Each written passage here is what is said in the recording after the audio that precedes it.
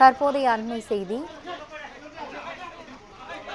சேலம் மேட்டூர் அருகே வடமாநில சுற்றுலா பயணிகள் காவலர்களை கடப்பாறையால் தாக்கும் வீடியோ விவகாரத்தில் 3 காவலர்கள் சஸ்பெண்ட் செய்யப்பட்டுள்ளனர். இதுகுறித்து கூடுதல் விவரங்களுடன் இணைகிறார் செய்தியாளர் சரவணன். வணக்கம் சரவணன், விவரங்களை சொல்லுங்க.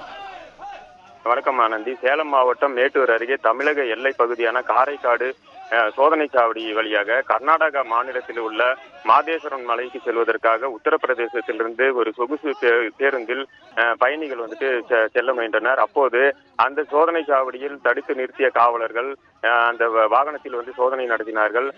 அந்த நேரத்தில் பார்த்தோம் அப்படின்னாக்கா காவல் வாகனத்தை இயக்கி வந்த ஓட்டுநரிடம் காவலர்கள் லஞ்சம் கேட்டதாக கூறப்படுகிறது. இதனிடையே இரு தரப்பினருக்கும் இடையே கடும் வாக்குவாதம் ஏற்பட்டிருக்கிறது.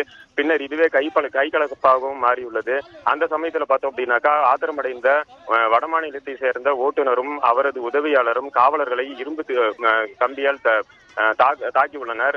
இதனை பார்த்த அந்த பகுதி மக்கள் அந்த பேருந்தை சிறைப்பிடித்து அந்த வடமாநில கொள்ளையர்களை அடித்து உதைத்தும் அவர்களை கொளத்தூர் காவல் நிலையத்தில் ஒப்படைத்தாங்க. இது தொடர்பான விசாரணை விரிவாக நடைபெற்றது. அந்த விசாரணை அடிப்படையில் பார்த்தோம் அப்படின்னாக்கா இந்த சம்பவத்திற்கு காரணமாக 3 காவலர்கள் இருந்ததாக தெரிய வந்துள்ளது.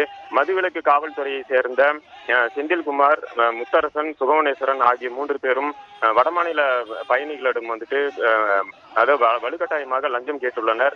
இதன் காரணமாகவே இது மோதலில் முடிந்துள்ளது.